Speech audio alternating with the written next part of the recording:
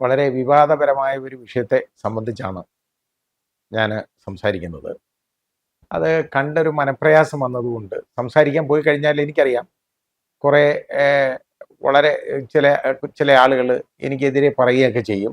എന്നെ ഒഴിവാക്കണം എന്നൊക്കെയുള്ള പ്രഖ്യാപനങ്ങളൊക്കെ വരും. പക്ഷേ അതെന്നാലും തന്നെയും സമൂഹത്തിൽ കാണുന്ന ഇത്തരം കാര്യങ്ങൾ വിളിച്ചു പറഞ്ഞില്ലെങ്കിൽ എനിക്കൊരു ബുദ്ധിമുട്ടാണ്. എന്തോ എനിക്കൊരു ശ്വാസം മുട്ടലാണ്.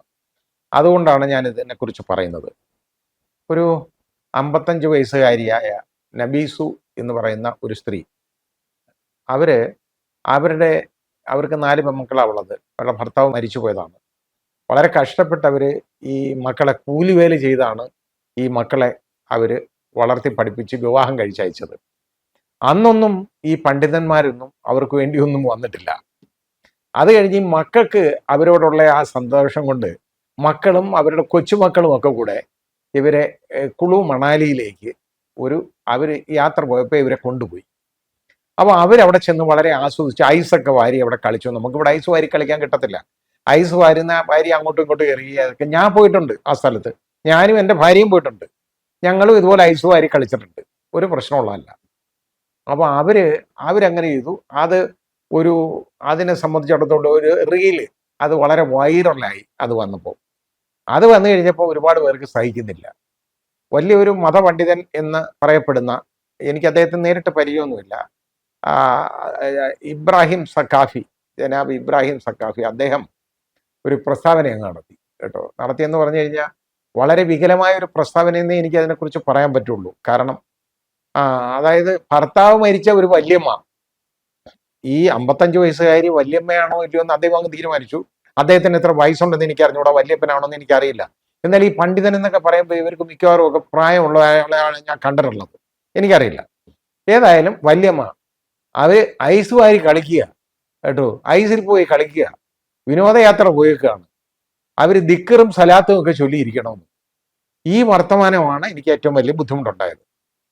ഐസ് വാരി എങ്ങും കളിക്കാൻ പാടില്ല എന്ന് ഭർത്താവ് മരിച്ച ഒരു സ്ത്രീ എന്നെങ്ങും പറഞ്ഞിട്ടില്ല. ഞാൻ അത് പരിശുദ്ധ ഖുർആനിലോ അല്ലെങ്കിൽ സഹിയായ ഹദീസുകളിലൊന്നും ഞാൻ കണ്ടിട്ടില്ല. അതേപോലെ തന്നെ യാത്ര പോയിക്കൂടാ എന്ന് അവർ യാത്ര പോകാൻ പാടില്ല എന്നും പരിശുദ്ധ ഖുർആനിലോ അല്ലെങ്കിൽ സഹിയായ ഹദീസുകളിലോ ഒന്നും ഇല്ലെന്നുള്ളതാണ് എൻ്റെ വളരെ ചുരുങ്ങിയ ഇതിലുള്ള എൻ്റെ അറിവ്. ഇതാണ് ഞാൻ വലിയ പണ്ഡിതനൊന്നും അല്ലല്ലോ, എനിക്ക് ഇതിലുള്ള അറിവ് ഇതാണ്. എനിക്ക് ഈ വിഷയത്തിലുള്ള പാണ്ഡിത്യം ഇത്രയേ ഉള്ളൂ.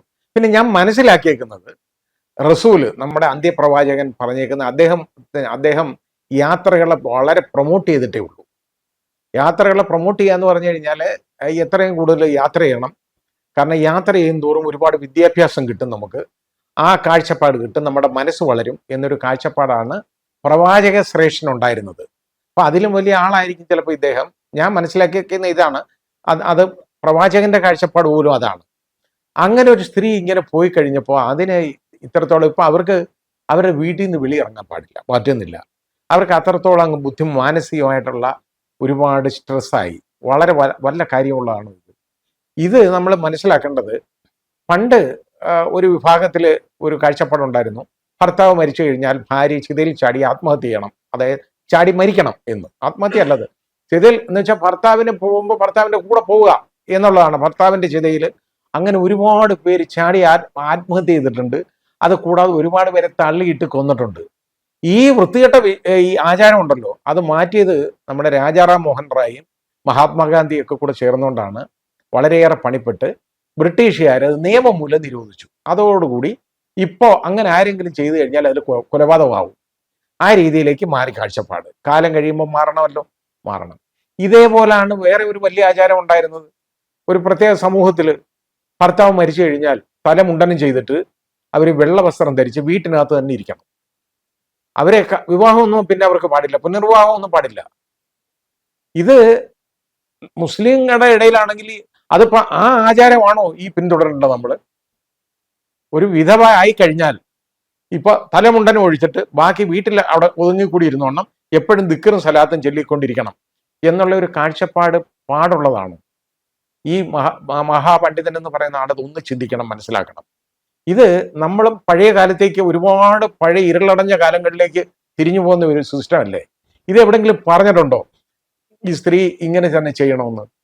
ഇതാത്ത പീരീഡിൽ, അതായത് ഭർത്താവ് മരിച്ചു കഴിഞ്ഞാൽ അവര് മറയിരിക്കണം എന്ന് പറയുന്ന ഒരു ചടങ്ങുണ്ട്.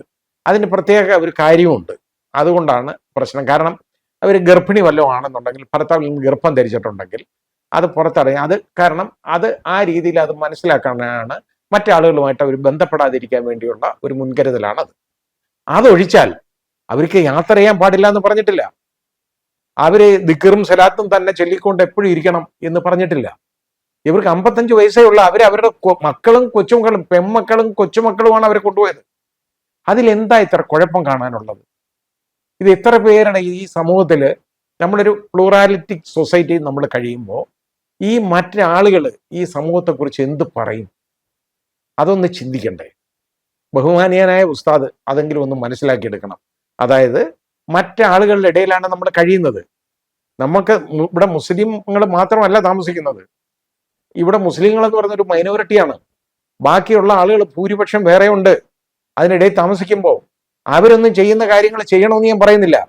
പക്ഷേ ഇതേപോലെ ഇരുളടഞ്ഞ കാലത്ത് ഓരോ വിഭാഗങ്ങൾ ആചരിച്ചിരുന്ന കാര്യങ്ങൾ, അതായത് സതി, അതേപോലെ തന്നെ ഞാൻ ഈ പറഞ്ഞ പോലെ ഈ തലമുണ്ടനം ചെയ്ത് തലയിൽ കൂടെ ഒരു വെള്ള വസ്ത്രവും ധരിച്ച് വീട്ടിനകത്ത് ഇരിക്കണം, അവർ പുറത്തിറങ്ങാൻ പാടില്ല, അവർ രണ്ടാമത് വിവാഹം കഴിക്കാൻ പാടില്ല എന്നൊക്കെയുള്ള ഒരു കാഴ്ചപ്പാടിലേക്കാണോ നമ്മൾ പോകേണ്ടത്? ഇവരെ രണ്ടാമതൊരു വിവാഹം കഴിക്കണമെന്ന് അവർക്ക് തോന്നിയിരിക്കട്ടെ, കഴിക്കാൻ പാടില്ലേ? കഴിക്കാമെന്നാണല്ലോ പറഞ്ഞേക്കുന്നത്. അതിനൊരു തടസ്സമില്ല. അപ്പോൾ അവർക്ക് എന്താ വെളിയിലൊന്നും പോയിക്കൂടെ? യാത്ര ചെയ്തൂടെ? അവർ വീട്ടിനകത്ത് അടച്ചിരുന്ന് ദിക്റും സലാത്തും ചൊല്ലിക്കൊണ്ടിരിക്കണം എന്നുള്ള ഈ കാഴ്ചപ്പാട് വളരെ വികലമായ ഒരു കാഴ്ചപ്പാടായി പോയി. ഈ സമൂഹത്തെ ഐഡന്റിഫൈ ചെയ്യിപ്പിക്കുകയാണ് ഇങ്ങനെയുള്ള ആളുകൾ. ഇത് മുഖ്യധാരയിൽ നിന്ന് ഇവർ മാറ്റിവിടുകയാണ്. മുഖ്യധാരയിലേക്ക് ഇവരെ കൊണ്ടുവരാൻ ശ്രമിക്കുമ്പോൾ ഇതേപോലുള്ള ആളുകൾ ഇവരെ മുഖ്യധാരയിൽ നിന്നും അകറ്റുകയാണ് ചെയ്യുന്നത് കുൽസിത മാർഗങ്ങളിലൂടെ.